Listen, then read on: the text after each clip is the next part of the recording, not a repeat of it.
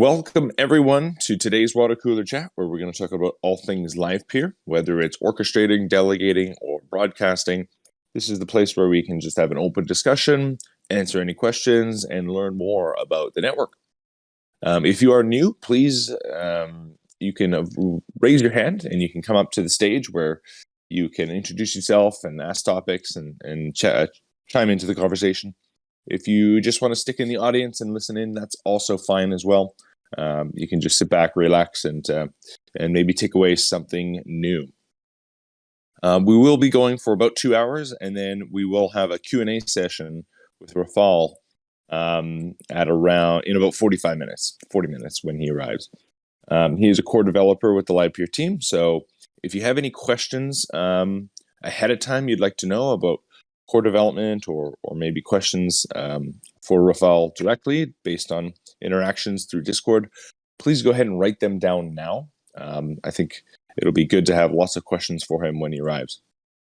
In the meantime, we'll start with just introductions and get started with the day. So, hello everyone, I'm Titan Node, been operating since May of 2021, and my topic today is going to be about basically I saw some people talking about like burn mechanisms with the Livepeer token, and so just a little bit about like how infinite inflationary Livepeer tokens will work for the protocol. So just like what the incentives are behind that, and whether we should have like a max cap, I guess. So yeah, I guess just like Livepeer tokenomics is my topic today. We'll move on to Frank. Frank, would you like to introduce yourself and a topic? Yeah, hi, I'm Frank. I'm running Ultima Ratio node with Yana since May 21. And I have no particular topics. Thank you.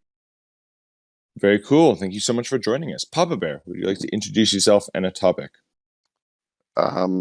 Yes, I am Papa Bear. I've been running Solar Farm for about a year now, and I don't have a specific topic right now for Rafal, but I know I will once he gives a little, or once we get a little introduction on what he's working on. As far as just a general topic, I don't know. I've been messing around with Linux now, and it's been a headache beyond belief. But I don't think I have a specific question there. I'm sure that something will come up, so I'll leave it at that for now. Very good. Thank you so much for joining us, Papa Bear. Mike, would you like to introduce yourself and a topic? Hey guys, Mike Zuper. I run the Zodap Orchestrator since February this year. My topic is just how is the 3.2 release looking for folks? I deployed it. Just curious if anyone saw any issues or anything along those lines.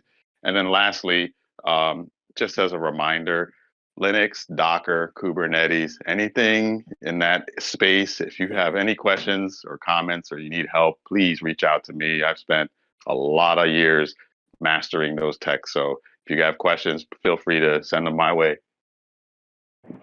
I will take you up on that. And I also I did want to thank you vocally here for that slipper recommendation. They're awesome, and it was probably the best $9 I've ever spent. So thank you. Yeah, sweet. That's awesome. That's really cool. Yeah, I'm sure now that you bring it up, Mike, I'm sure we have lots of questions about Docker specifically. I know I do. So, but yeah, it's great to have you. Thank you for joining us, Mike. Elite Proxy, would you like to introduce yourself and a topic? Yeah, hey, my name's John. I'm with the Elite Encoder node. We've been running since October last year. Trying to think of a topic today. I have been a little bit curious about the price per pixel, if there's any plans to adjust that, moving towards with the Ethereum pretty low lately. You're looking at creating more of a marketplace of that. I know the Livepeer broadcasters kind of they're kind of setting the market rate with all the demand. So maybe some discussion around that, and then some questions around. I want to talk about Geth nodes and Arbitrum RPC and if experiences people have had, any challenges with running Geth and Arbitrum together. Very cool. Geth and Arbitrum. Very cool. And yeah, I like the.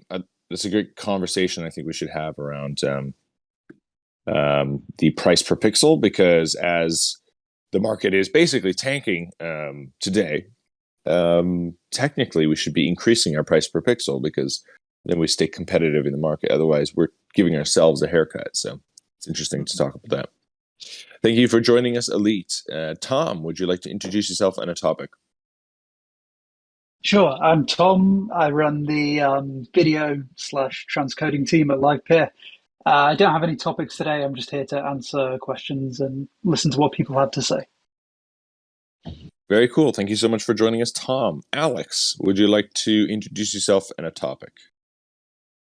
Sure. Yeah, so I've been running an Orchestrator since about August of last year, and I'm a TPM at Livepeer. And I don't have any specific topics. Definitely curious to hear sort of Leap Proxy's questions on pricing. And yeah, otherwise just sort of listening in today and here to answer questions. Very cool. Thank you so much for joining us, Alex. Okay, well, we'll jump right into the topics to get us started, and then later on we'll do some Q&A. So yeah, Elite, you have the limelight for right now. Why don't you go ahead and talk us through what your topic is about and what your thoughts are? Okay. Well, straight off, we'll start with the price per pixel. There have been, I saw a post in the forum about just different strategies around like deposit requirements for broadcasters, and we've been making some changes to face value. So I figured it was a good time to bring up like economics of the network, given recent market activity and stuff. So my first concern is really like, I think most of the demand coming from livepeer.com. I understand the max price per pixel is around $11.99 for that. And I don't think I've ever done any math around exactly, what that translates to, compared to other market competitors in the Web 2.0 space. I know we target about 10x cheaper than the market for a Web 2, but I can imagine that that's highly variable with the market pricing that we have today. So really curious about, I don't know how to really encourage that change, or if it's something that should be changed, or maybe there's some ideas around, should payments be in something other than Ethereum? I don't know. It's probably a wilder question. But yeah, is it a reasonable idea for Orchestrator to start raising their price beyond the $11.99 per pixel with it low? And does livepeer.com plan to modify their pricing structure?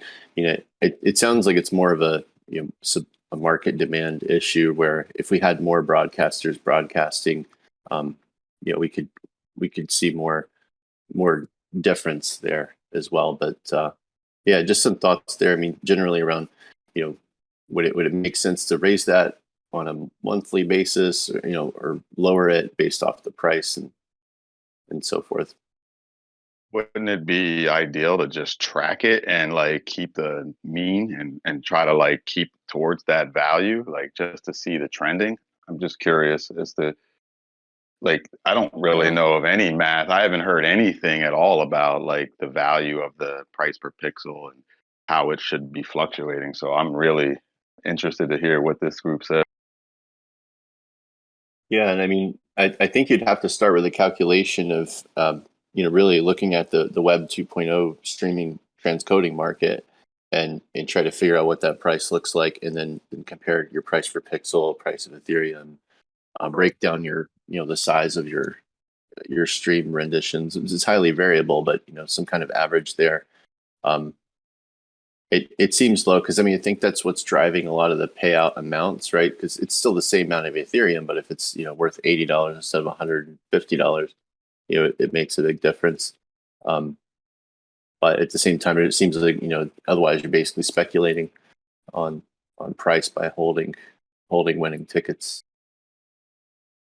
I don't really have any solutions other than, I mean, I can imagine, a time when maybe if orchestrators were really getting in a bind, everyone starts raising their rates, and then, a broadcaster, would have trouble meeting that price until they raise their rate. So I just don't see a lot of movement at the price per pixel more recently. In fact, it's actually kind of been brought down a lot more. I think a lot of broadcasters, since we moved to Arbitrum.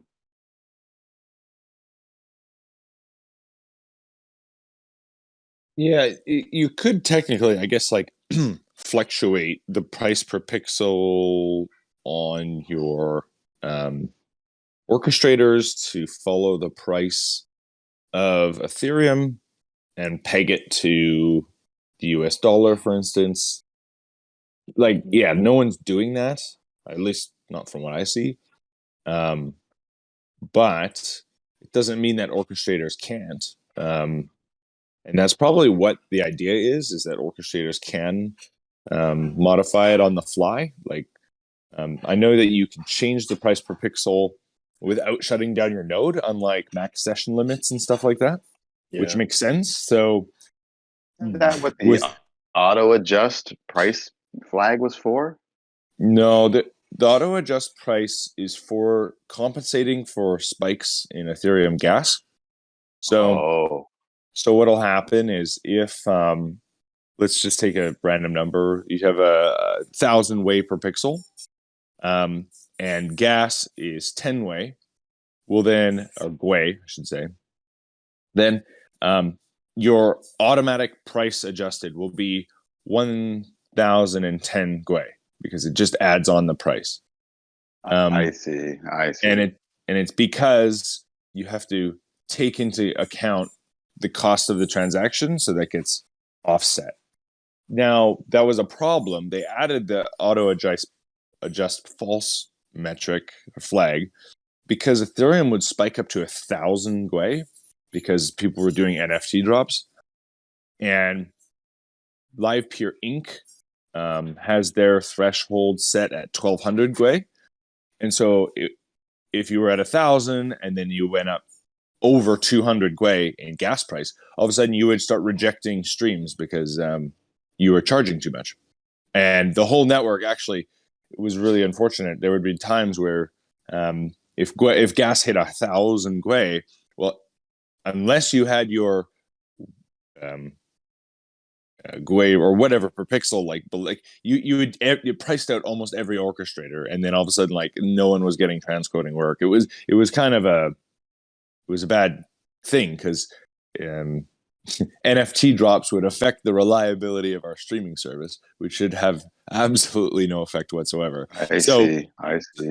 So before Arbitrum came along, yeah, we added the price auto adjust false flag so that you could just keep it at 1,000 and it wouldn't adjust. And then now that we're on Arbitrum, you could technically add that again, but Arbitrum is so cheap and consistent that it doesn't actually really probably do much now.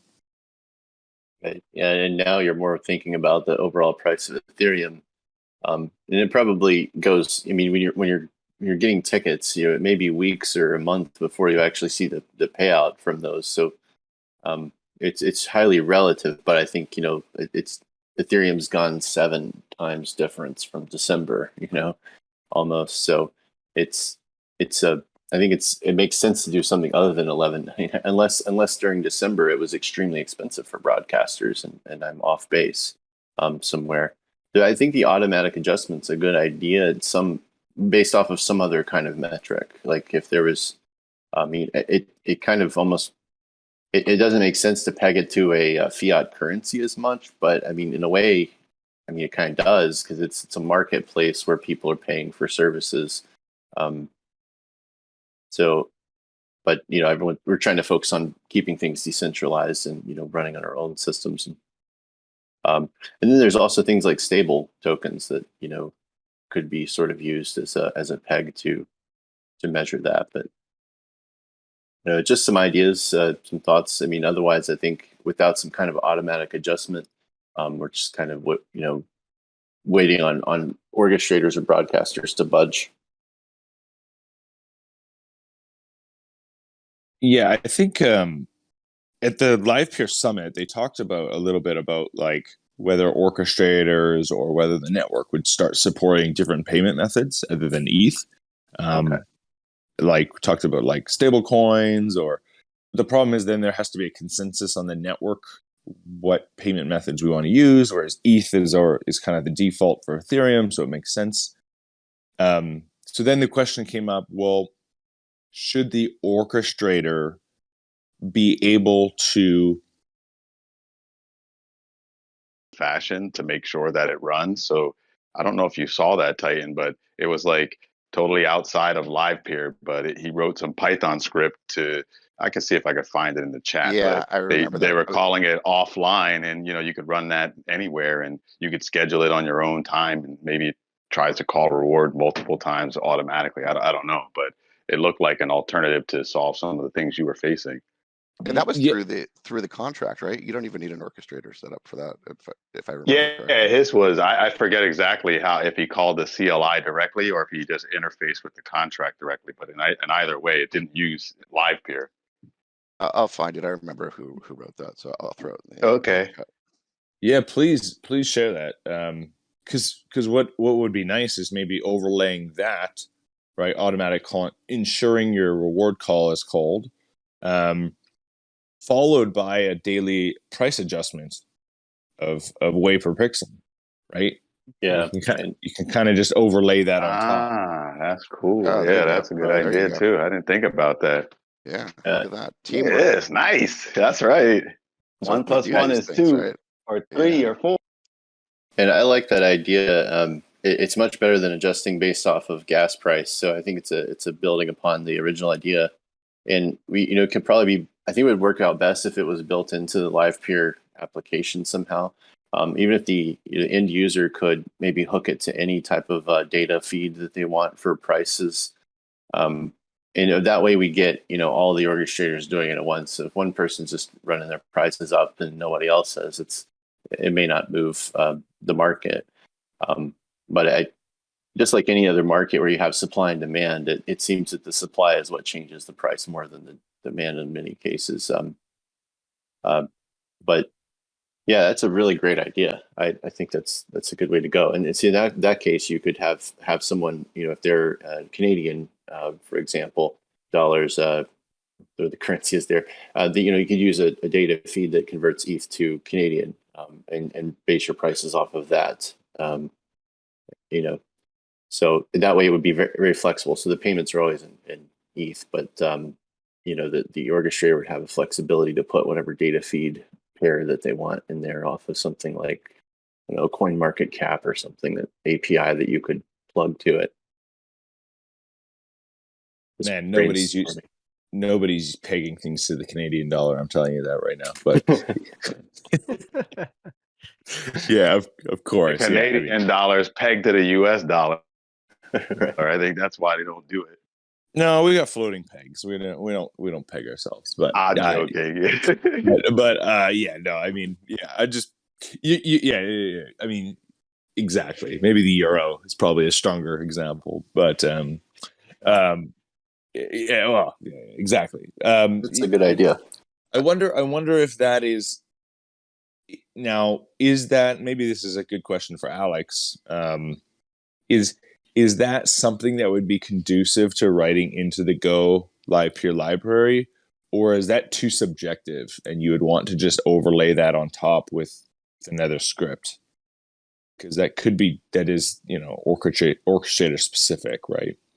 Right. So just a heads up, I do have to jump in like 5 minutes because I do have an existing meeting. But I've actually looked into this quite a bit because I wrote a few of my own side scripts that would dynamically adjust price relative to the US dollar. So I think, like you said, this would probably be something that we'd see as a bit of an overreach. I mean, I think like if market conditions get wild, and there's like a lot of volatility going, say like over the next quarter or two, maybe we could make some tweaks to the built-in sort of algorithm that will automatically set your price per pixel. Granted that like that's a pretty rudimentary system right now. But yeah, and there've been probably I'd have to find the forum post, but there've been probably like 3 or 4 other people, like the New York philanthropy node operator. He actually used to work properly in finance, so I've talked to him kind of at length with his thoughts on this, and he had some, I think, Python scripts, or some form of work that would sort of dynamically change his pricing. So Yeah, but yeah, it so would I have think to be separate from LivePeer, though. The fact of the matter is that what Ben was saying is that you're going to want orchestrators to customize that. So you need some sort of callback from LivePeer that says, hey, give me your feed, your data, your representation. So I think you're probably right with the overreach, but it's worth at least investigating if the team has done any research there. yeah, I think it's probably just been a while since that feature's been looked at, and I think the API layer for Go Live Peer will likely provide all the endpoints you'd want to have, like, an external script polling and then setting what Right. your price per pixel is. So like that feature is definitely in the pipeline, and being actively kind of implemented.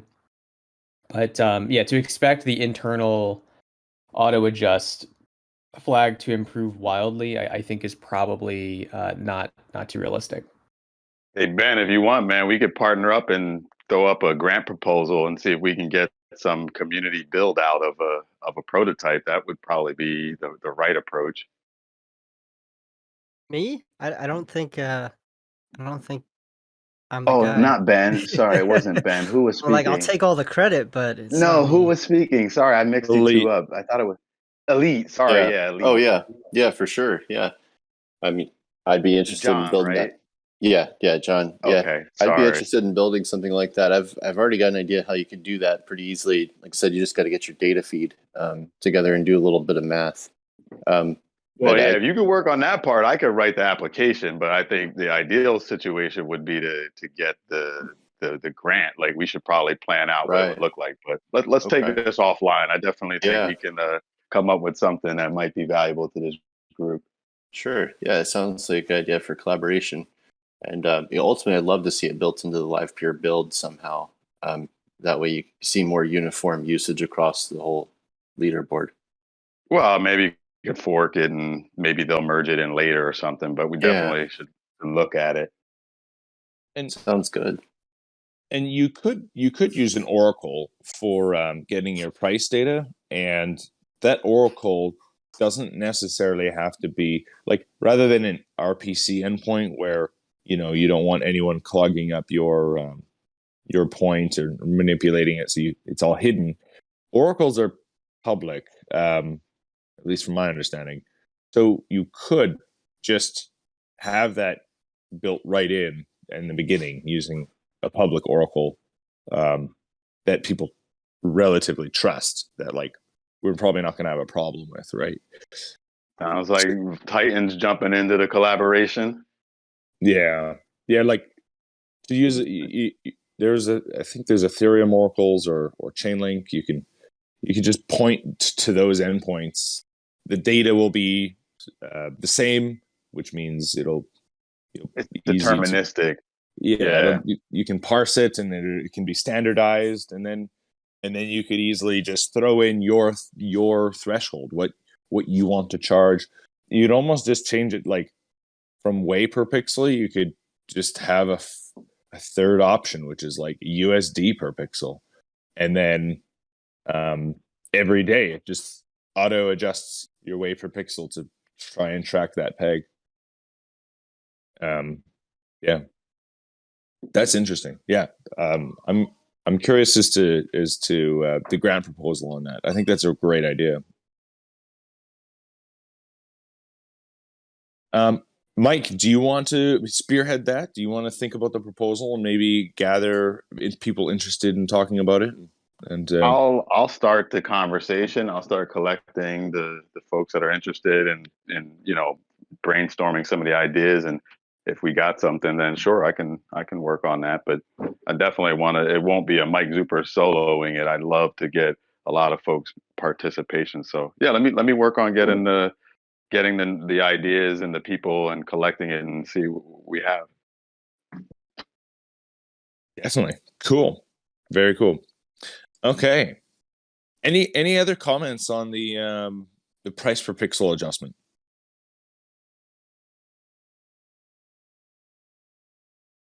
That's it. My side.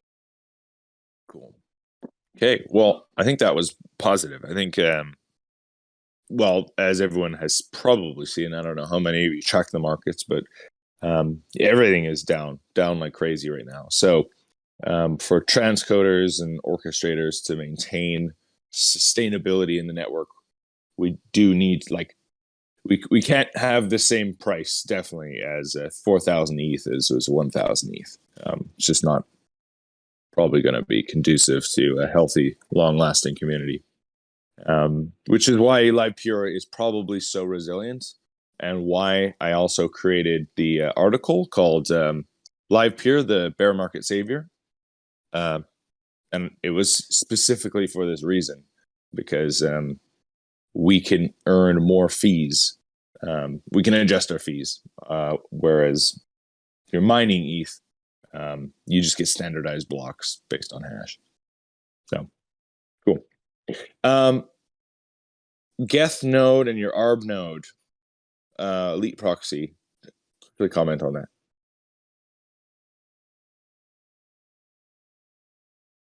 Or did I write that down wrong? Yeah. Can we come back to this topic in just a few minutes? I've got some other stuff going on. Sure. Yeah, exactly. Mike Zuper, the 3.2 release that just came out. Tell us about your experience and what you're seeing so far. Well, I deployed it. I'm running Docker, so no issues upgrading. It seemed like everything worked connected.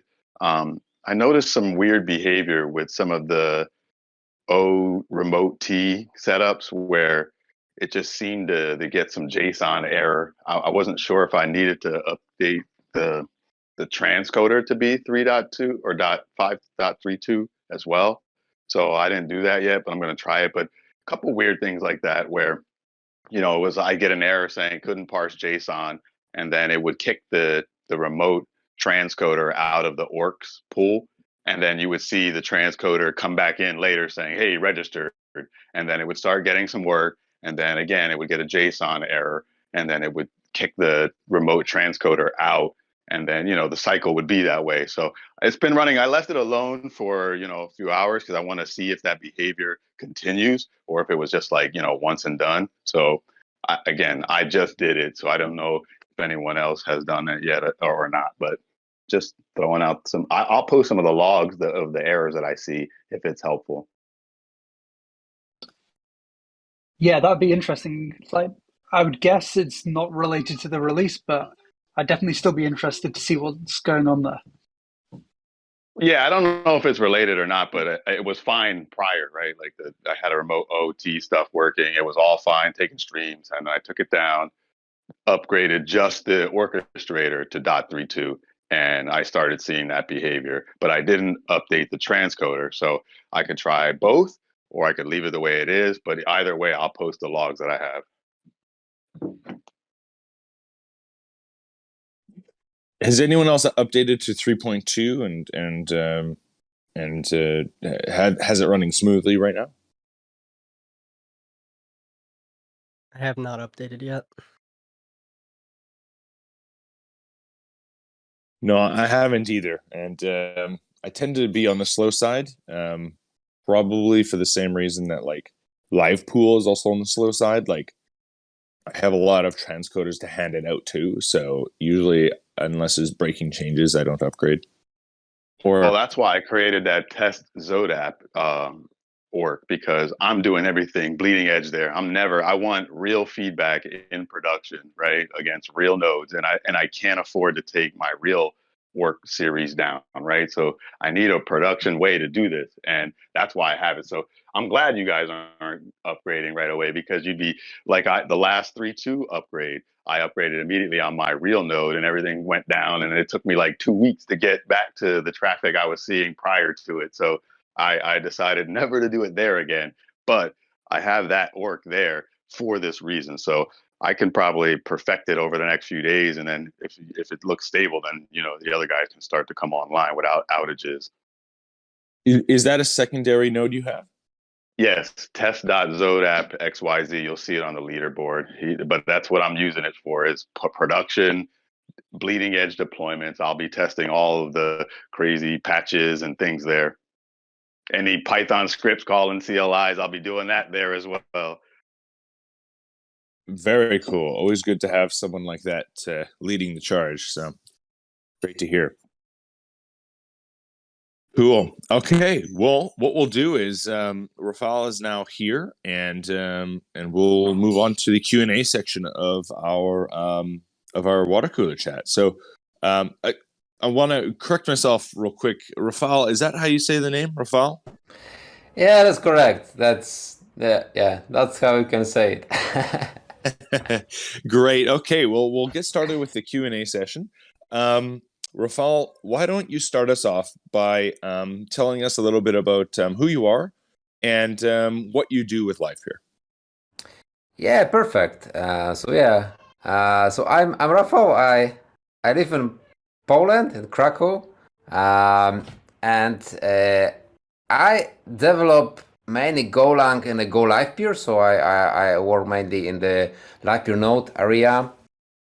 And I'm a distributed software engineer, so I take care of all the things like related to the communication with the blockchain, to the how the node works. So there is a lot of overlap with what Toms do, even though Tom is more focused on the video pipeline, on the video transcoding part.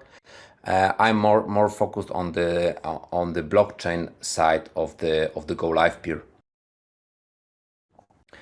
So yeah, that's what I do. Very cool. Yeah, very important. Thank you. Yeah, that's mighty important. Okay, so what I'll do is we'll kick off some Q&A session, and we'll get started. I'll start off with the first question, and it is, I guess, relating right down to what you deal with, which is the blockchain. How do you find dealing with Ethereum versus Arbitrum when it comes to development? Is it roughly the same, or are there big hurdles? I would say it's roughly the same. So we are after this migration. So we felt all the all the bad things that could have happened. They probably already happened. So there were a few problems, but I think dealing with both of them is similar. The biggest actually problem we still have, I think, is in the number of the blocks. So you probably all of you encountered at some point the rate limiting from the this official endpoint, but also from the Alchemy or Infura, because like suddenly we received much more block updates than what it was before on Ethereum. And I know it's still a problem we plan to address at some point, but this was actually the biggest problem. All the rest was quite smooth. I would say that we that there are no big differences in the code. Arbitrum claims to be like compatible with the Ethereum, and they are mostly they do.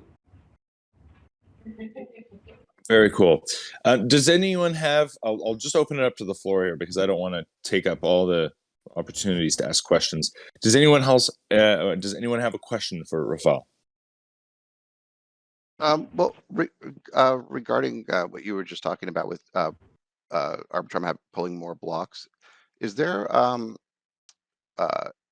a different default polling that we should be using, or not default polling, but a different default polling that would be that would work? Just as a, I mean, right now I think what the default is like every, what is it, 10? But it's set at 10. So what is that? Every 10 person? I don't even know what the 10 means. 10 should we the 10-second block polling interval, right? That's what it is. I read in the source code, Papa Bear, that 5 seconds was ideal, and I don't know who wrote that comment, but Rafal, let you answer. Yeah, I think the 5 second is the default. So in general, I think you just to understand it, so it means that every 5 seconds there will be like it will check the chain if there are any updates, and do like this pull the block and update in its internal database and internal cache. So I think there's no problem in setting this number to the bigger value, and this will if you're getting rate limiting, that can help. So if you, for example, you have it, you mentioned 10 seconds, you may set it to 60 seconds. That shouldn't be a problem, because I think that the only thing that could happen, as far as I understand it, is that you will receive some notification that something has changed from the chain less frequently. And what it means that something has changed. So, for example, there was a new round initialized. So you will know about it not after 5 seconds, but after 60 seconds. But I think it's still okay if you call reward later, for example. As far as I understand, it's not so critical to have it as low as 5 seconds. And if aside from rate limiting, though, you really want the most recent blocks as current as possible, though, right? Like you don't, if you're having rate limiting, that's one thing, but on normal operations where you have, let's say, unlimited access to the blockchain, you would really want as current a block as possible in your local database, right? Yeah, totally. I mean, the best would be to have it updated all the time, like even every second. The problem is that then you can encounter this rate limiting, or so the problem is actually this API that you you may have to pay for the number of requests. Right. So if we're running, we don't have that problem. Yeah, but So say if we're running our own node, Hmm? then if we're running our own node, or using the community node, which doesn't have any rate limiting, then would 1 second be preferred? Yeah, I think that you can. I've been running that. I just didn't know if it was causing any issues that I'm calling it too often. Okay, so just keep it default 5 seconds, okay? Because there is no value in having this in 1 second or 5 seconds. It's like because we use it mainly for round initialization, but the round is like 24 hours, so this 1 second will not change anything actually for your, you will not get more streams, for example, because what I noticed. Sorry, Rafal. Yeah. Go ahead. Yeah, go on.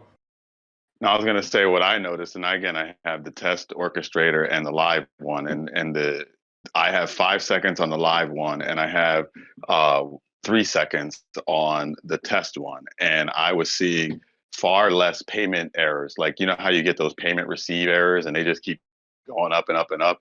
I've noticed that it's a lot less when the polling frequency is lower. Just an observation. Yeah, it can be possible. Yeah, I didn't think about it, but yes, because they are also used. Yeah, you're right. Actually, they are also used in the protocol between like broadcaster and orchestrator for creating the tickets. So you're right. It's having it to. That's right. Well, you're right. I'll say I forgot about it. Yeah. I run at 1, and I still see plenty of those. So that's it won't get rid of them, but maybe it helps. No, I didn't get rid of them, but it's less. That's all I was Okay. commenting. It was less. And I think, as Rafal's pointing out, I looked in the source code and I saw the correlation between the block number being part of those requests. And if it's not present in your local database, it causes an error. Yes, actually, you are right. So I was actually wrong. You cannot say there. Yeah, you need to keep it pretty low. Low is better. So yeah. Okay. Well, I think that I have a question, or kind of two questions. Oh, go ahead. Go ahead, Papa. No, go ahead. Finish your topic. It was just I was just going to say, so I think the community ARB node's about to get hit real hard now after this. That's all. You ramp up, Fort Kuzman. Two questions, all right, on just related to the upcoming, pretty big changes surrounding the Ethereum 2 migration, right? Is there any impact to the ETH2 migration that's pending in August to our Livepeer protocol? And then in dovetail to that, are there any foreseeable issues surrounding the Nitro Arbitrum upgrade that's also looming out there. Can you talk on those two items?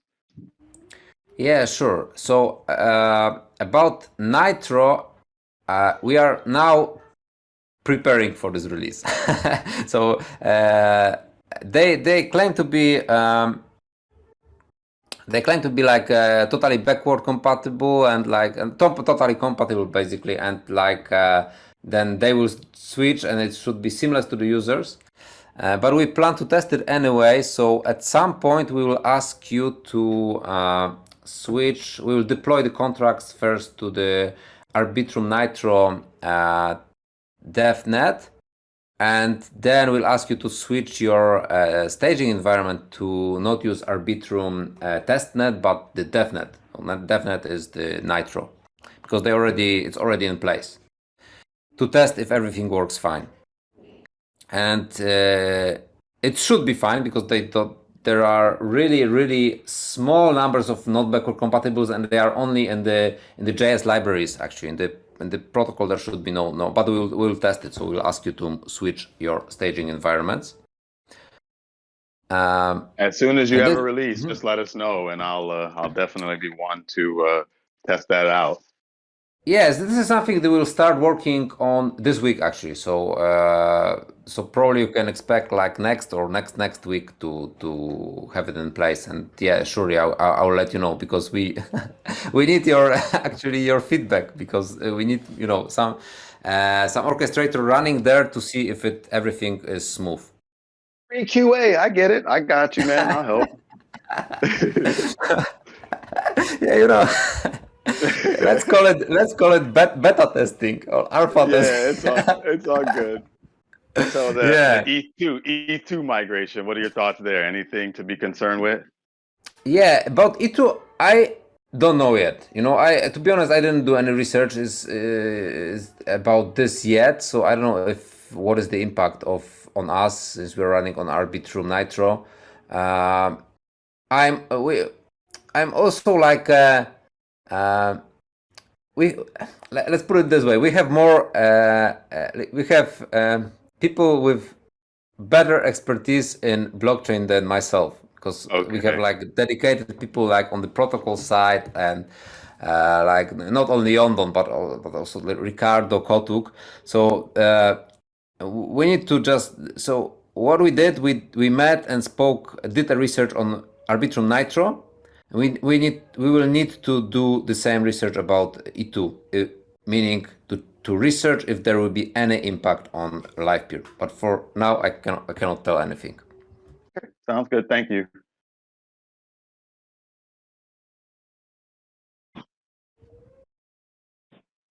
Yeah, I've got a quick question. Does Livepeer use their own Arbitrum node internally?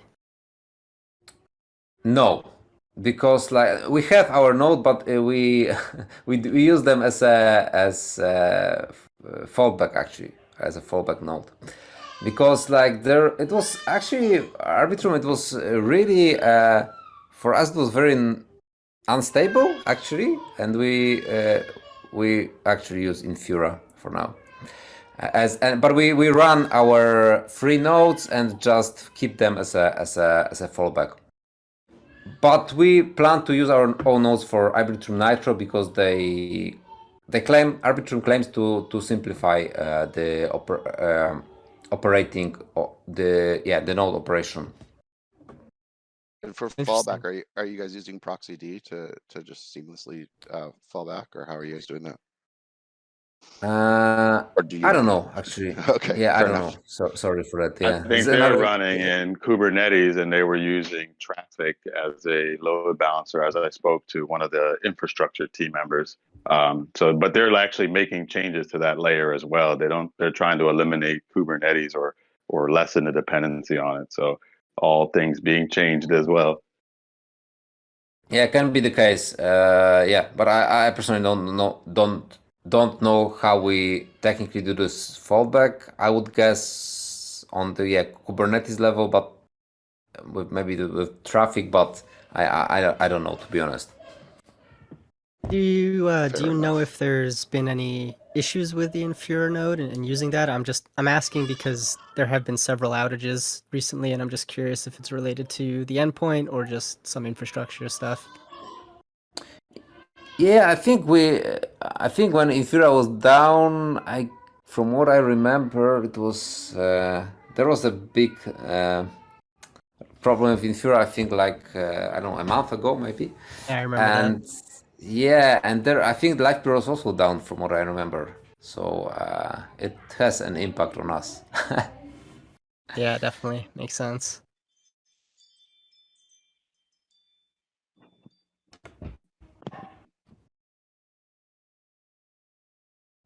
I have a question that it's not blockchain related, but I think it was something that you were working on with the test and the upload time not showing, and I think you said you knew what the problem was, and that I guess my question is, do we have to do anything on our end, or we're just waiting for you to push that through, and then we should see that change?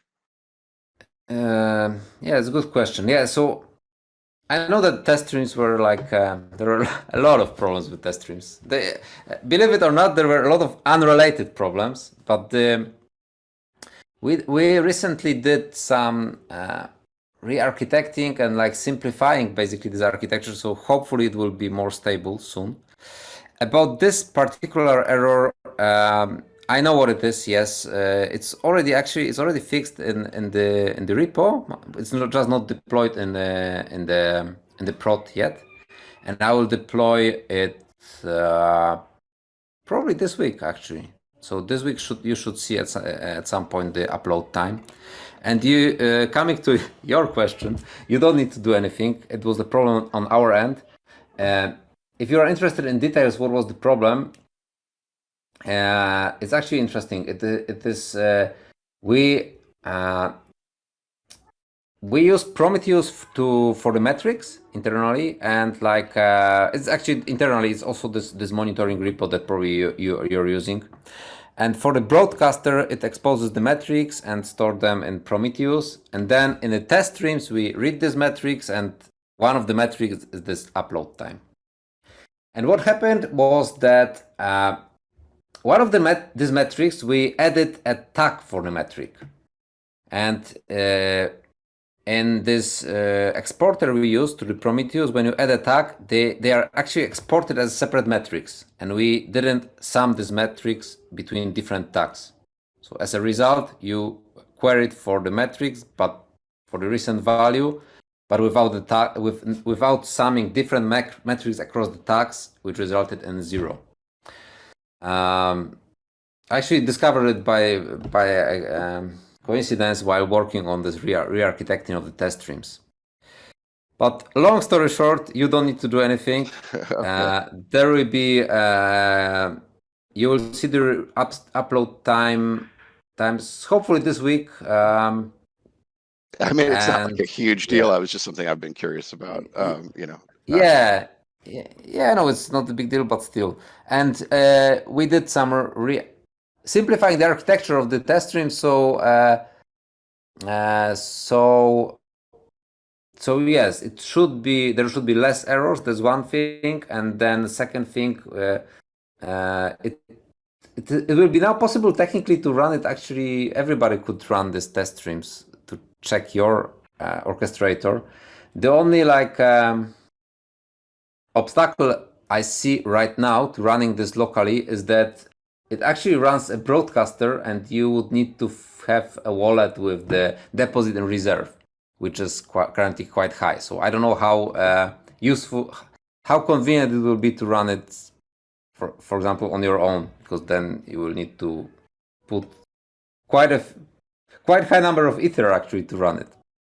Yeah, I think for me personally, I can wait 7 hours for the next test if that's what you're. Yes. Yeah.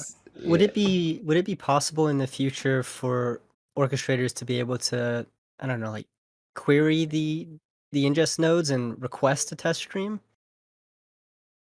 Well, I think that would cause a problem of then someone could just keep querying it and get. Right. I mean, there'd have to be some security measures in place. You can only do it once or twice a day or something. But instead of waiting 7 hours to update your score or whatever, it would be nice to be able to have some control over that.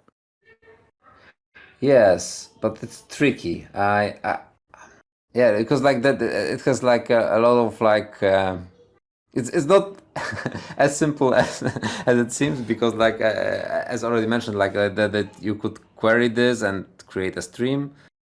Right. So there is like, I don't know. It's we didn't plan anything like this. It would be nice. I know that from orchestrator point of view, it would be actually very useful, but it's not that easy actually. No, not speaking technically, but all this like security or rate limiting or all this like concerns about um, because we are playing with test streams. Also, they cost ether, so that's the main problem. Gotcha.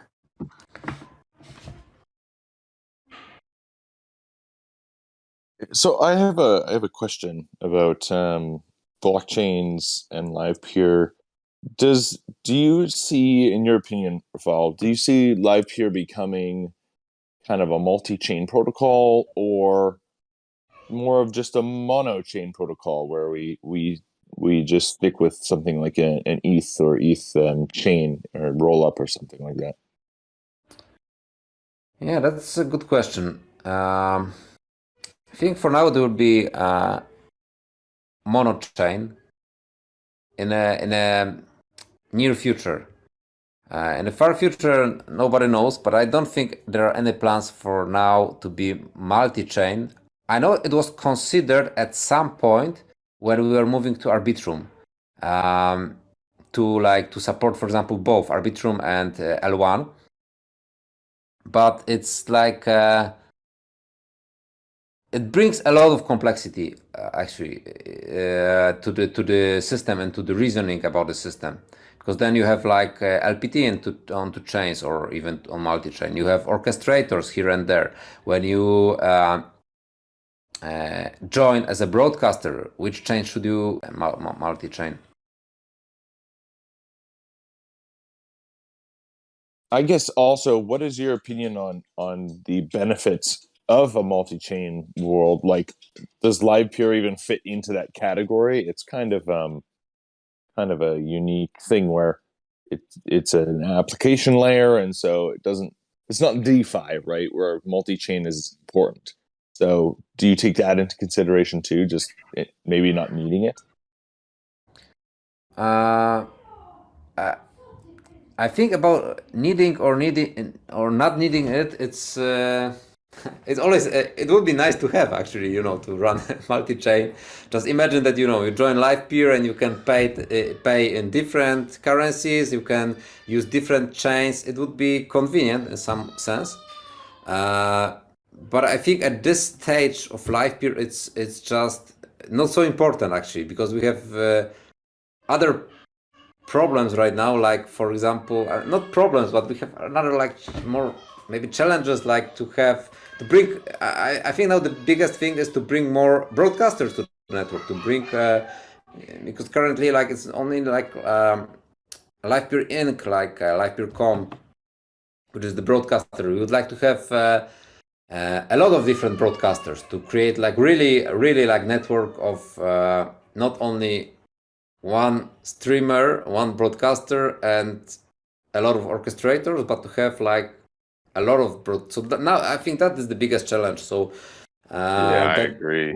yeah. So that and like multi-chain is like way more nice to have for me, and this simplifying being a broadcaster, meaning that you don't need so much deposit to start broadcaster. That would be simple. That is like the near future. Definitely. Go ahead. Need plans to change maybe the default face value in a future release to help with that? That's a good question, actually. I didn't think about it, but I think it would make a lot of sense, actually, to decrease the default, because that's a quick win. We are trying to tackle this problem of the high reserve requirement and high deposit requirements, and like this can actually be a very simple solution if we change the default value. Yeah, I will make a note out of your, because this is a very good comment. I think it makes sense. In Arbitrum, the redeeming ticket is cheap, so why to keep it so high? It makes sense. I agree. I'll just be aware that the GitHub repo, the .32 release allows orchestrators to change that value. So even if you come out with a default, it's going to be orchestrator driven from here forward. So we could collectively do it now. If we all say, let's lower it, and then we all lower it, we could run a real experiment in production. Yeah, but yeah, let's see, because I see in the orchestrator support, everybody wants to get it lower, this face value, which makes sense actually. So maybe it will be in a few days. Everybody will be running with 0.01 or something face value. I think the 0.01 is the value that most are seeing. Yeah, which actually makes sense. You would like to receive more tickets which are lower value, because otherwise, I mean, it makes more sense. So why not?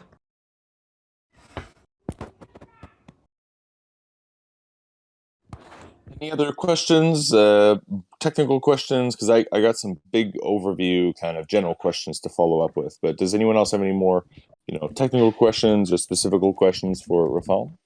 Do you work on the selection algorithm at all? Not really. I mean, now, not really. I don't think anyone is working actively on this right now. Yeah, that was going to be my follow-up question, was whether or not that's kind of tweaked in the back end, behind the scenes, like often, or if it's kind of left alone. No, it's left alone. It's highly possible that if we are to change that, I will be working on that, but we just don't touch it right now. Just left alone, yes. Okay, cool. Thank you. Well, to dovetail that point, though, I think what we've been seeing in the forums or in the group here is that is there might be a need to change some of that selection logic, because I think the performance aspects of the stream quality itself isn't taken into consideration, right? So you could send a stream through a GPU encoding with 1080p, get the high quality, and then you send it to someone that's doing like CPU encoding, like you won't know the difference. So I think there've been some talks about potentially, somehow getting quality metrics into the selection process as well, but I don't know how feasible that is. Yeah, it definitely seems like the selection is heavily weighted to stake, or if it's not heavily weighted to stake, just the amount of spread of stake on the network is so uneven that orchestrators who should be getting some streams aren't getting any. Stake and latency, right? Latency is a big one, but stake's probably the monster in that one. Yeah, and that's just the spread is insane on some O's. Yeah, agree. Yeah, the stake is now the biggest one, and yeah, the quality is actually should be taken more, in my opinion, into consideration, because like from the end user perspective, that's actually what matters. All that matters, right? Yeah, and they're paying for it, right? They're paying for what they're getting, so it should be high quality. Exactly. Yeah. And I have to say, I mean, stake is important, but I also think that maybe more of a skew towards performance, especially with a new Explorer that highlights, ROI, will help balance out the stake that's being delegated. So I think that would be healthier overall for the network in that sense. Totally agree. I think that would help balance the whole thing out, like then the having maybe we won't have some orchestrators that have so much more stake than like the next one's down from there. So yeah, I guess that made sense. So yeah. I gotta. No, go ahead. No, okay. keep going. Just a quick question. I'm not sure if you'll know this one, but Livepeer does a lot of events. Recently, ETH Prague was one that they streamed. Do you know if Livepeer uses their own transcoders for that, or if they rely on the public network? From what I know right now is that still, like Livepeer still uses still mirrors traffic and has like both own transcoders and the like Livepeer network, and we are still in the place that because we still don't even even the fast verification is not in place right now, and I think we need the fast verification mechanism to really like use the network. So we are still in this transition process where our own transcoders are used. Right. So I know broadcasters can specify which orchestrator to use. So I was sort of just curious, like, does Livepeer trust the open network for major events, or do they set it so that only the internal transcoders are utilized for those kind of things? Only the internal transcoders, but every stream is like mirrored to the community. So you get like so we actually get from what I know. I might be wrong here, but I think it works this way that every stream is actually transcoded both on the Livepeer network and the internal transcoders. Gotcha. Okay, that's what I heard as well. Cool. Yeah, and I'm assuming that is the the network of orchestrators are they basically like backup if something happens to the internal? Is that I don't know if you know.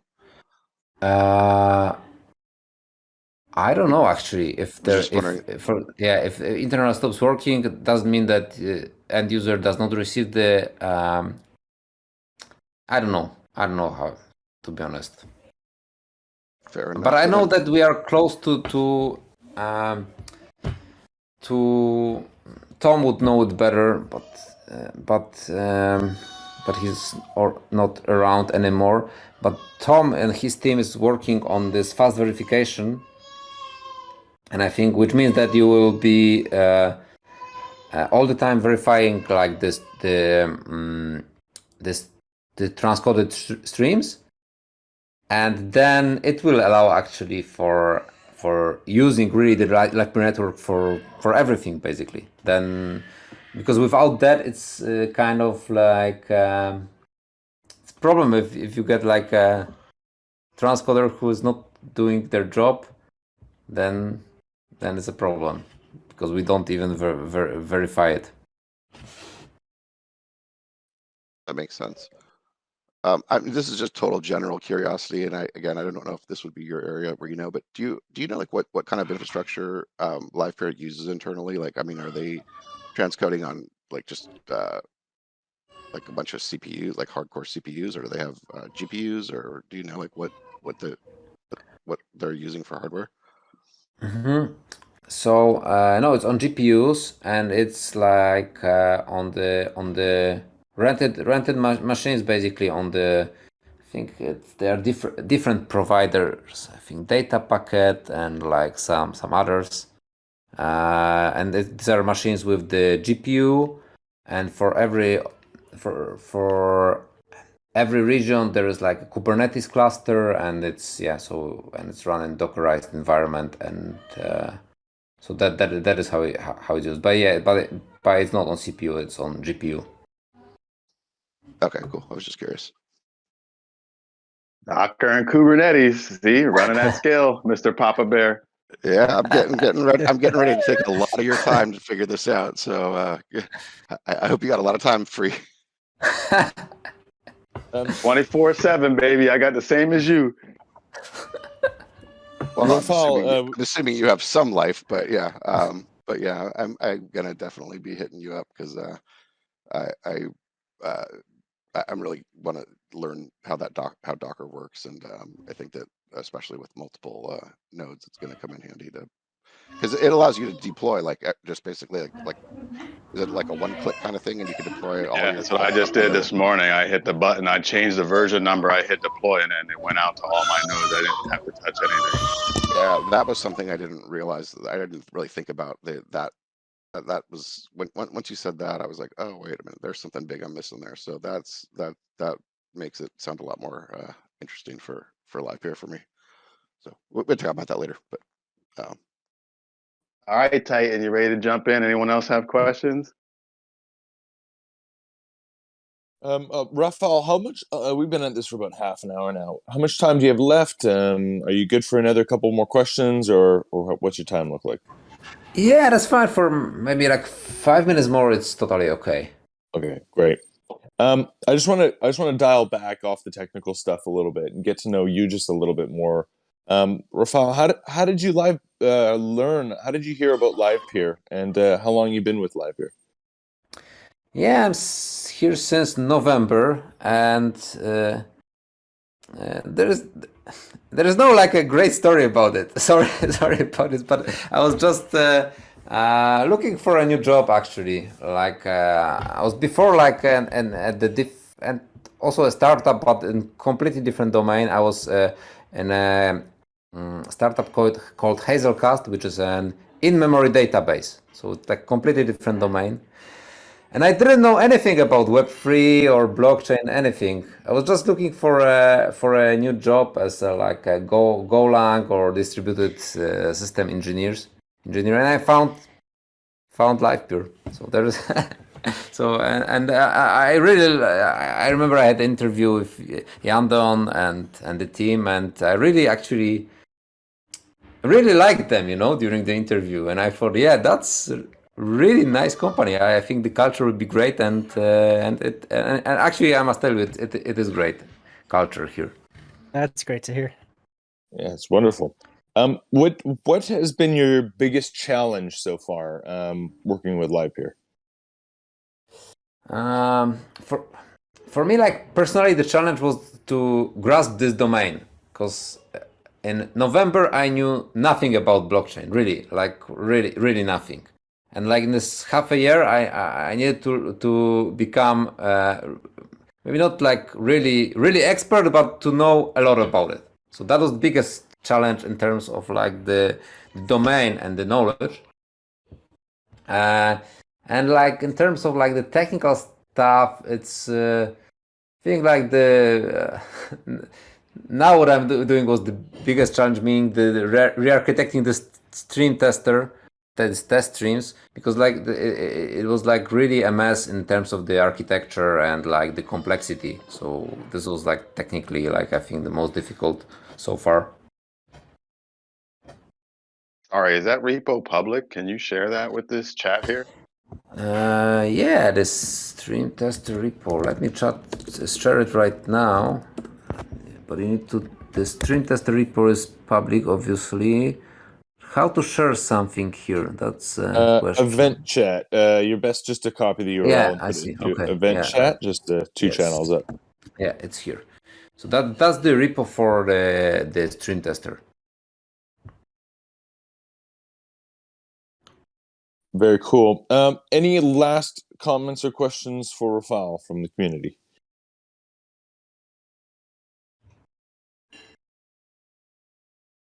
Okay. We'll go ahead. Sorry, quickly. I don't know if we ever followed up on the price per pixel, or if I was already talking to Rafal earlier when we mentioned that. Being with livepeer.com, I was curious, is there any plans to change that price per pixel down the road with the price of the Ethereum on that broadcasting side of things, the limit? Yeah, there was a plan to change how the pricing works, because basically now it's like someone sets a price on broadcaster, and basically every orchestrator sets the same, and there is no like difference in terms of regions, difference in terms of like there's no negotiation, nothing. So we plan to change it, like to make it maybe there will be some price negotiation, but to be honest, it's very like early stage, and I'm not sure we will focus on this. Like how soon we will focus on that? If there will be like, but it's somewhere on the roadmap. I just don't know if it's even this year. Okay. Yeah, I just wanted to get it on your radar. Thanks. Wonderful. All right. Well, thank you, Rafal, for joining us. We really appreciate you taking the time out of your day to come and do a Q&A session, answer some questions, and it's really great to know, and great to spend some time with the core developers, to get to know who they are and these kinds of things. So, on behalf of the community, thank you so much for joining us, and yeah, it's great. No, thanks to you. The pleasure is mine. Actually, it was super nice talking to you. So, thanks for the questions, and yeah, see you around somewhere. Very good. You're more than welcome to stick around. We're going to be doing this for another 40 minutes or so, so you're feel free to stick around. But if you're busy, then no worries. So just wanted problem to. is I need to go to my kids. That's the problem, because it's already like they will go to sleep soon. Yeah, very cool. All right, awesome. Thank you so much. Thank See you so you. much, Rafal. Paul. Bye.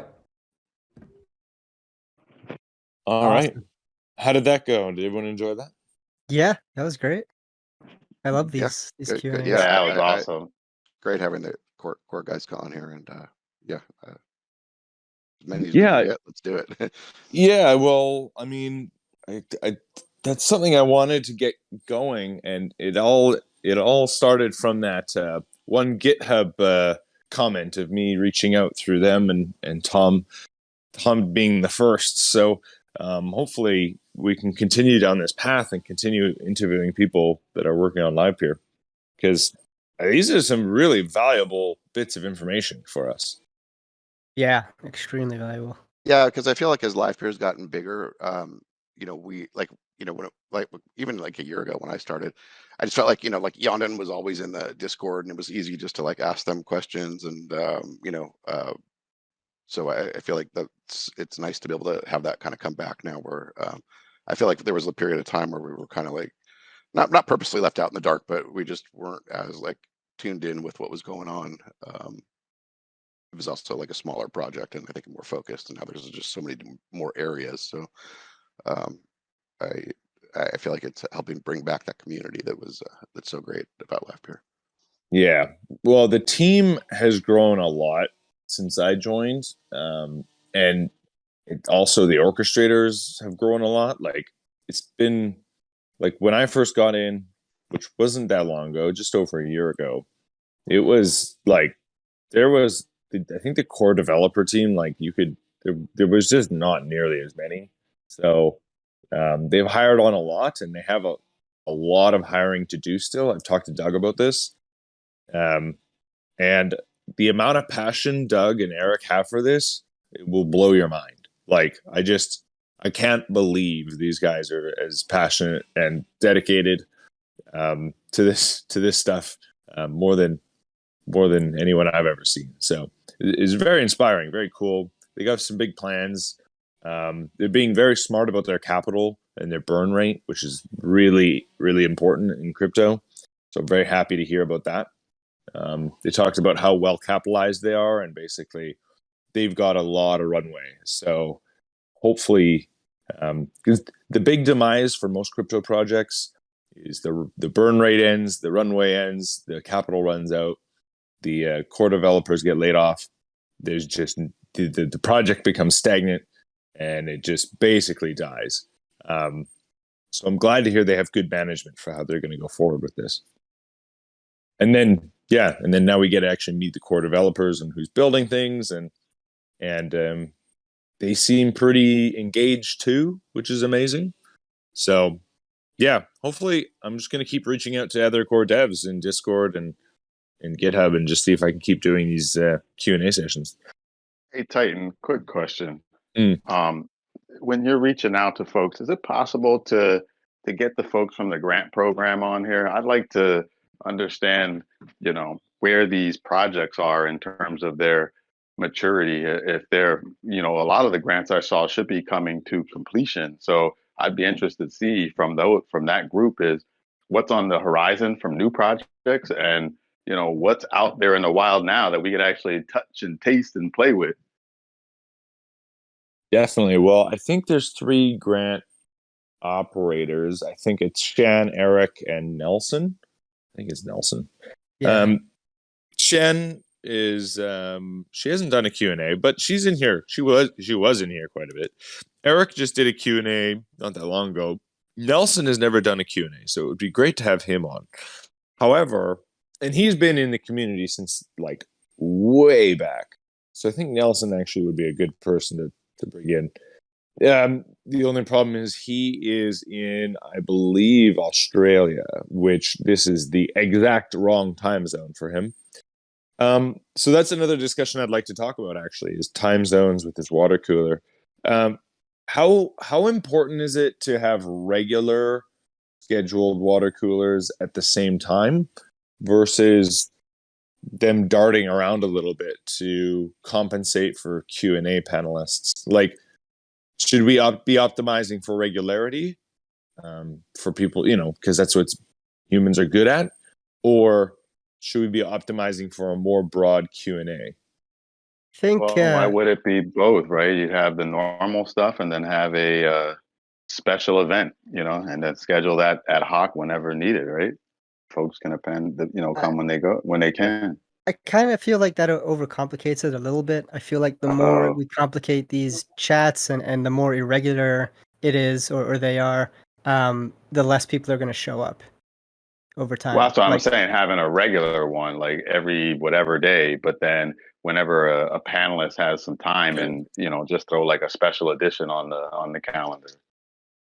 Yeah. Yeah, I could see that working. I just know that, we've already lost a couple of people who were pretty frequent beforehand. Like last week, Fort Coonson was like, "Oh, there's no water cooler today." Yeah, this is hard for me to do. Yeah, this one is hard for me as well. But I'm going to still attend. The timing is tough for you guys. Well, yeah, I'm like right in the middle of the busy part of my Monday workday, which is one of my busiest days. So. Yeah, no, I was just confirming that it wasn't the different times that was making it tough. It's that this time is not good for you. Yes, just this one. Folks working, right? Yeah, I think it's for anyone who has a full-time gig, this is definitely not an efficient time. No, and so what I'm trying to figure out is going forward, like, is Monday the best day? Like Monday morning to be doing this? Like maybe Monday is a bad day. Maybe but I don't want to do it on the weekend because I think a lot of people take weekends off. It's you were definitely not going to be able to get core developers on the weekend. Honestly, Friday is usually, like, I don't know about anybody else, but like Fridays for me are usually like my least busy day, right? And seeing as the name is water cooler, you'd think you'd have a water cooler chat on a Friday. I think this started off on a Tuesday, it switched to a Monday. It's just anyway. So we've tried different time zones. The thing is, if we incorporate Australia, this meeting becomes like literally 12 hours flipped on its head, right from now. So, is that something like is regularity on timing of the water cooler the most important? Yeah, I think is that what we're gonna go with? I think we get a bigger turnout that way. Yeah, I think if you could try to stick to that timing, but like for example, if someone from Australia is going to join and they're going to do a presentation, then that makes sense to say on this one because of this, we're going to change it to, we're going to change it for this 1 week or whatever, but not like every week, right? I mean, I don't know how, like, you do bring on a lot of people, but I don't know how often we have to change it. The one issue with changing like the actual like main water cooler, and I don't know if this matters, is that a lot of people just don't see that there's a change. I mean, at least that's what I noticed last week. It seemed like a few people that were like, "Oh, there was a water cooler," or I missed the change too. I wasn't paying attention. I missed it. So and again, it would suck for people to miss like the special guest one if it's at a different time. But at the same time, I still kind of like this water cooler thing is I think valuable. So I kind of like the idea of keeping it at the same time, and then if guests are invited team members can't come to this time, then I think it sounds better to have that as a separate, and it doesn't even have to be as long, you know, it can just be like focused and just, you know, like a shorter thing. Right. So keep the water cooler consistent. Consistency is key with growing these kind of things. As soon as you start changing that, like we already changed the time. We changed the time once by what, like through 4 hours, and it's totally messed it up, right? Like a lot of people missed it. A lot of people don't know it, you know. So consistency of the water cooler, I think, is important. And then, yeah, maybe for the one-offs, like over in Australia, we can easily just say I'll schedule a separate 30-minute one-on-one or like whatever, and or just do another water cooler style. But I'll probably have more questions because very, very few people will probably show up to these. Regularity in the water cooler chat is probably why the water cooler chat is successful, is because regular people know about it, and they can kind of just, oh yeah, it's that time, we can go do it, hop in and hop out. I have to say the water cooler, when it was consistent, seemed to be growing. Like the numbers were, 7, 8 people, kind of what it is now. Yeah. And then it got up to like, 18 at some point. I saw a lot of people, they weren't talking, but they were in there. So I think that consistency gives that spot where people could just, that bedrock they can come back to. Yeah. Yeah. So now here, okay, so we've decided consistency on the water cooler is probably most important. What time? Because the reason I just switched this to this time is for these two Q&A sessions specifically. Both Rafal and Tom are in Europe, and Europe, you can tell, like, Rafal is clearly at home. His kids are screaming in the background. So we just appreciate that he can make it on. Obviously, 8-9 p.m. for him is just way too late. Do you think it's feasible to keep this time? Because this is the most inclusive time, it seems.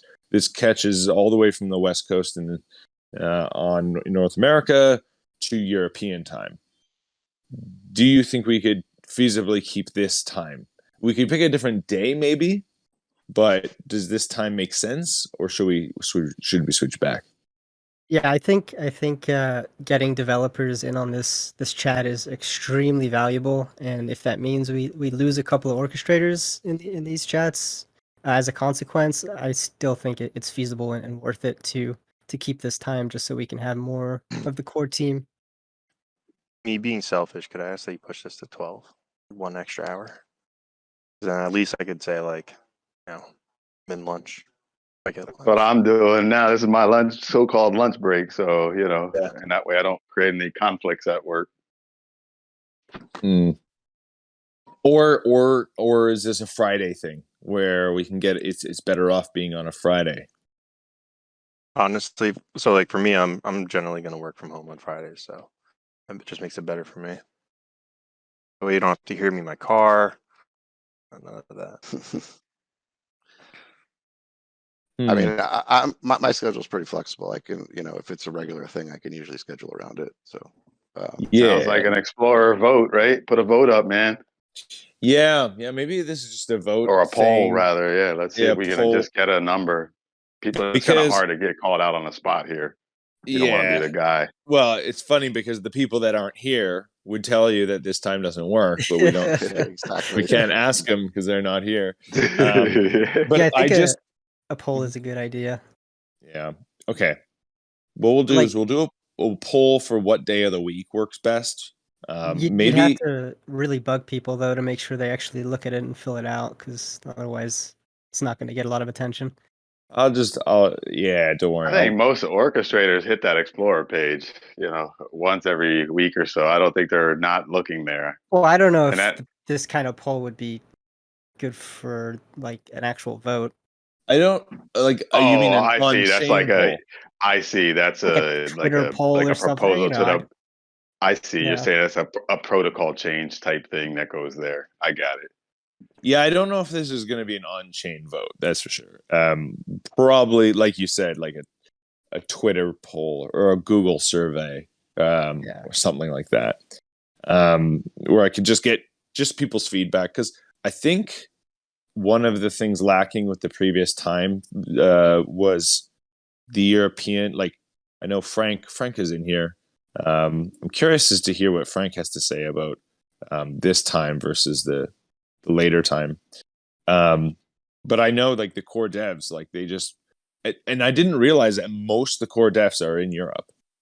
So, like, if we want to, like, Tom was in here today without being asked to come, he just came. So, like, if, you know, and maybe Rafal will come next week because, hey, he can just pop in, right? I think optimizing for North America and Europe is going to be the best time zone, because that's where most of the core developers are, and a lot of active orchestrators are in this chat. So what I would like to do is maybe propose this time, but on a Friday. Would that make sense? Only if it's, in my opinion, only if it's really helpful to multiple people, just because every time you change a time, there's going to be a setback, just for how many people show up.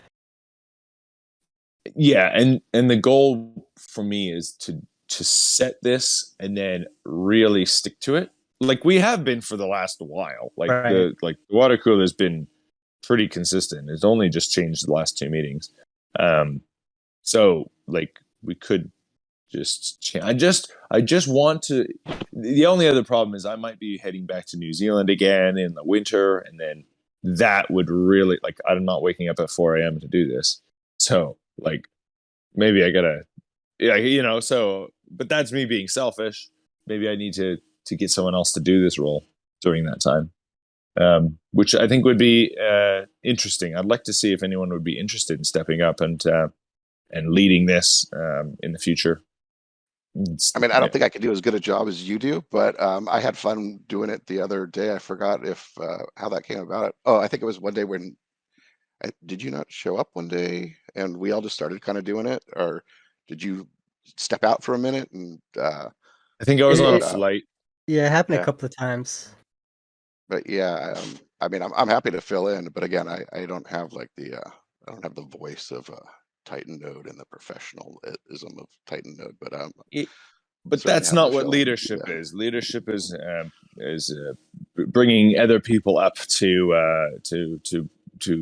you know, to contribute in the best way they can, right? So, I mean, I'm sure you'll do a great job if you want to take over one of these days, or at least just share the role, like, because as much as I'm, like, been doing this, you know, I don't want to be the single point of failure. I guess I want there to be a failover.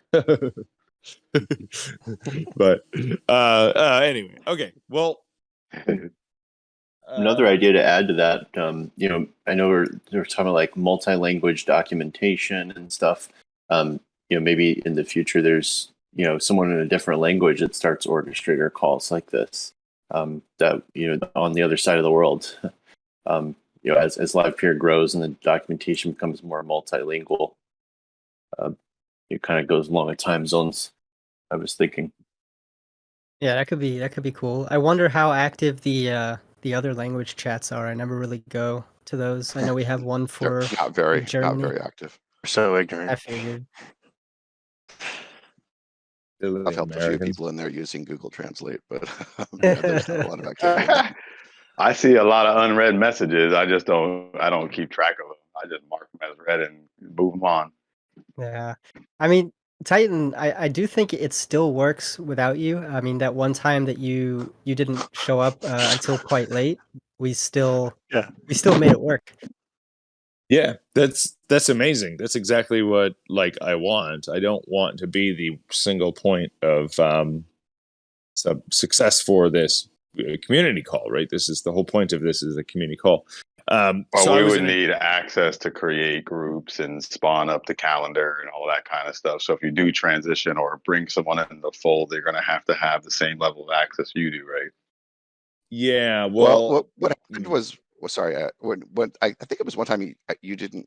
I don't know if you didn't show up, or like I think there were more than one. There was more than one time where we kind of like I think one time you were here and then you had to go do something. But there was one time when you weren't here, so we were all just in the chat and just talking. I mean, it wasn't like I mean, no one had to be invited up on stage. So I don't know if were we in a different room, possibly, Yeah, guys. That the goes other to show also. Just let me finish, and then sorry, I didn't mean to cut you off, but that also goes to show the importance of having a steady time. I mean, just there were all these people that just showed up because they know that's when the chats, the water coolers happen. So Yeah. that's kind of push. It's another vote for like having really a steady time and not switching it around. Definitely, yeah. Consistency is key.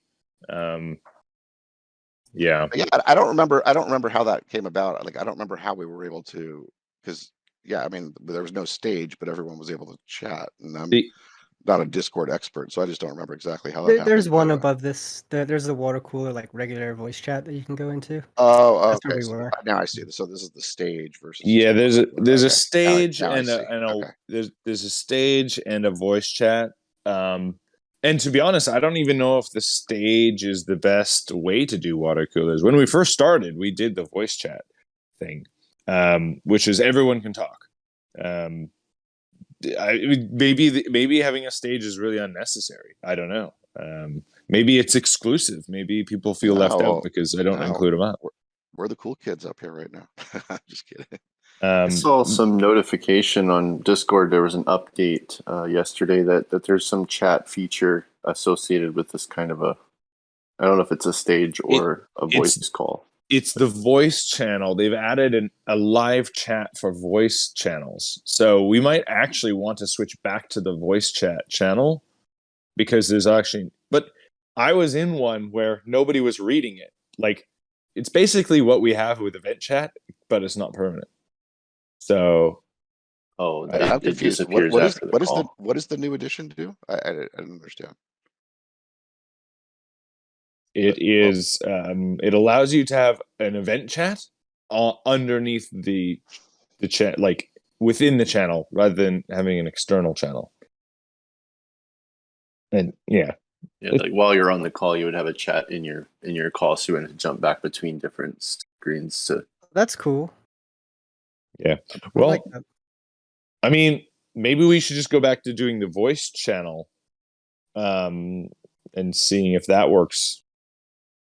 I guess this does help with like hot miking, and if someone has something going on in the background, at least they're not on stage unless they want to be. Or not everyone's going to mute every time or put their mic on push to talk. Yeah, like some people just want to be in the audience and they feel safe down there. I don't know. That's what I was going to say too. I think there's some people that are actually more comfortable not being like maybe feeling like they're on the spot even though they're not. But I don't know. Like a lot of people just want to put it in one ear, make breakfast, not really pay attention, pop in and out. And when you're in the audience, you have no obligation to want to talk. You're just a fly on the wall. And I know a lot of people like that. Whereas if you're in the regular chat, like, I don't know, maybe you're called upon and people don't like that. I don't know.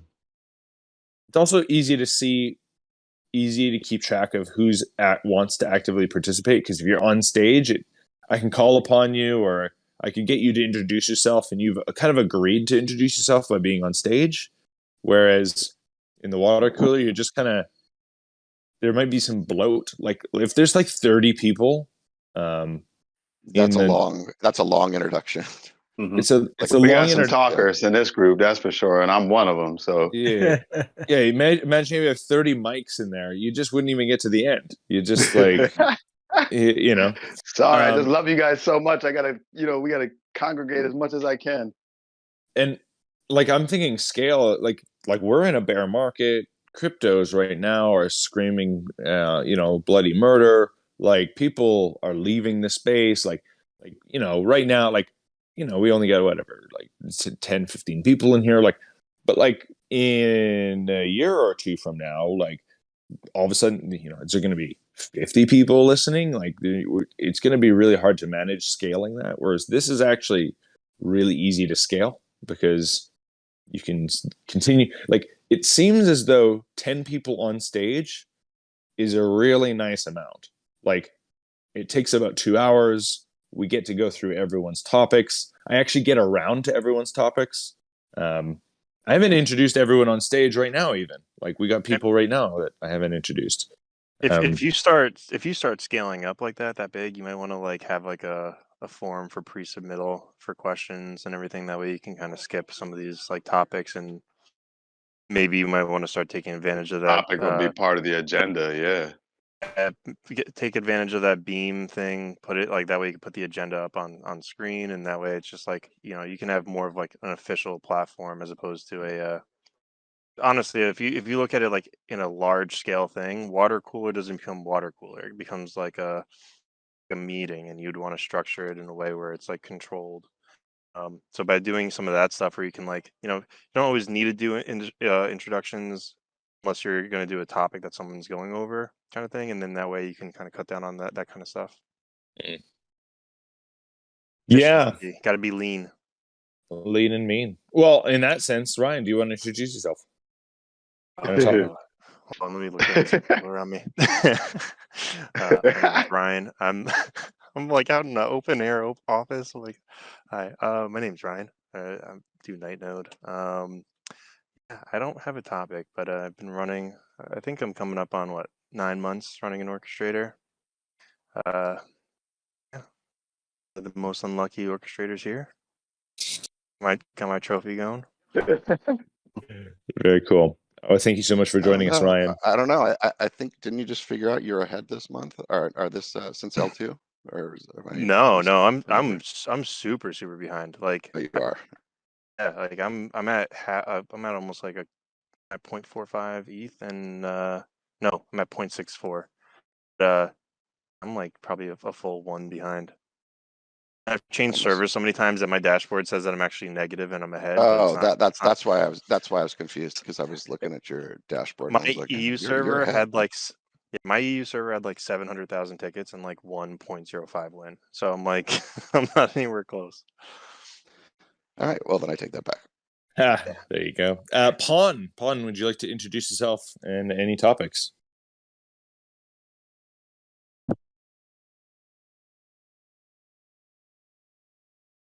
Pawn, are you with the us? most active guy in the chat, and I've never heard his voice, so I'll be interested to hear him talk.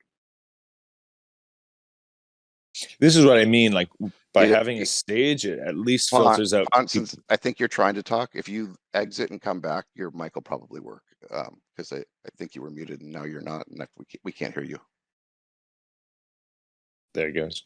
Well, in the meantime, Lebescu, would you like to introduce yourself and a topic?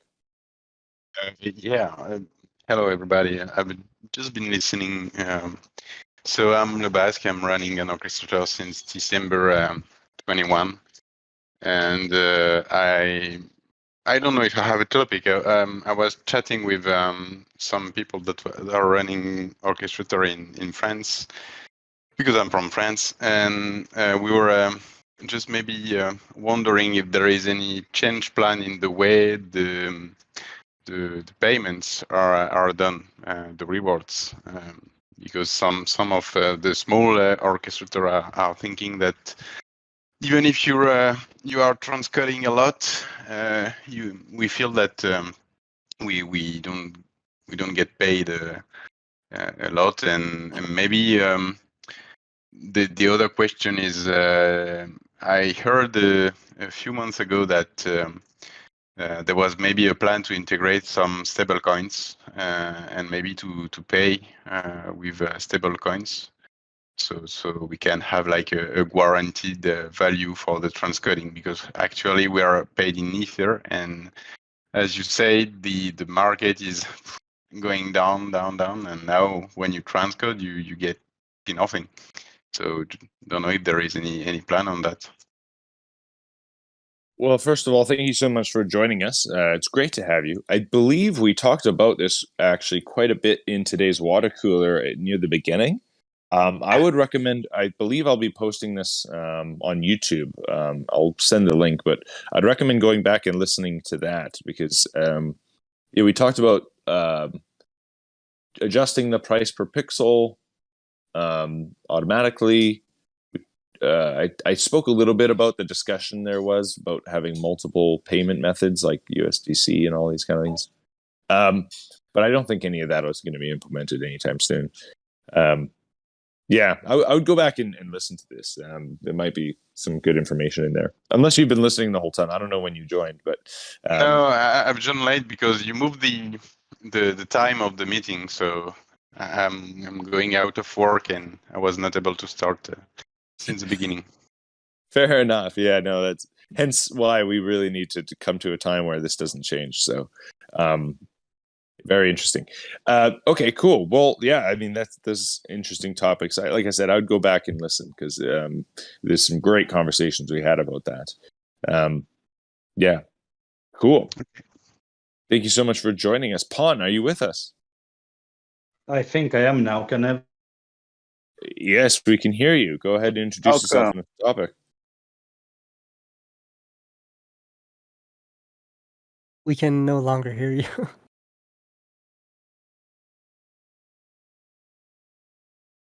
Oh, there you go. So close. So close, but yet so far. Yeah, I guess I don't know. We only got about 10 minutes left. Pon's back. Try him one more time real quick before his mic screws up. Yeah, we gotta get everyone introduced. Pon, are you with us? Yeah, I am, I think. Yes. Okay, give it a try. Right, I'm Pon. I've been running my own Orchestrator since April.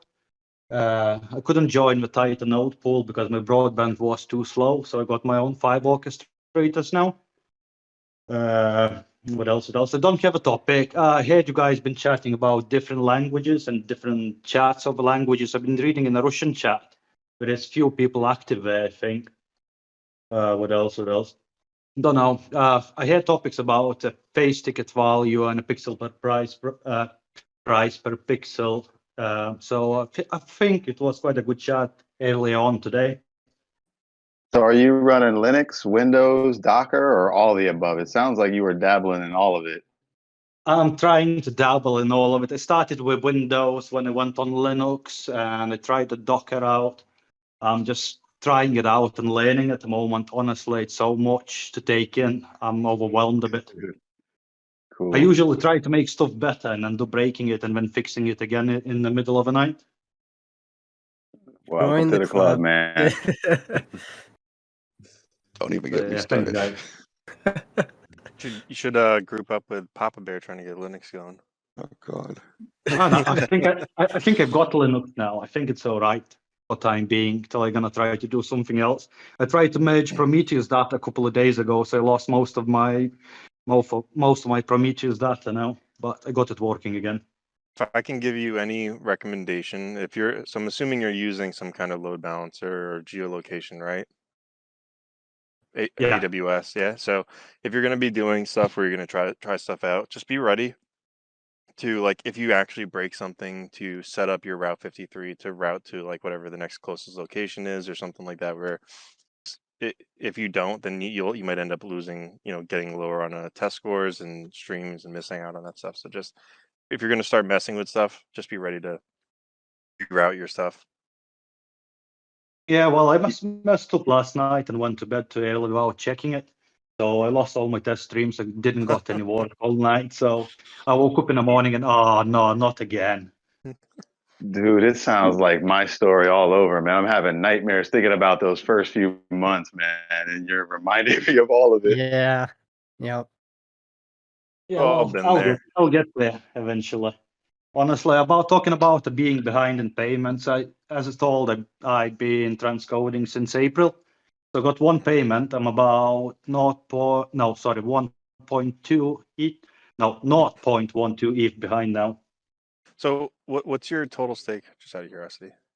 My own is about 280 LPT, but I got some delegators now. Hmm. So in total is about 1,200 LPT.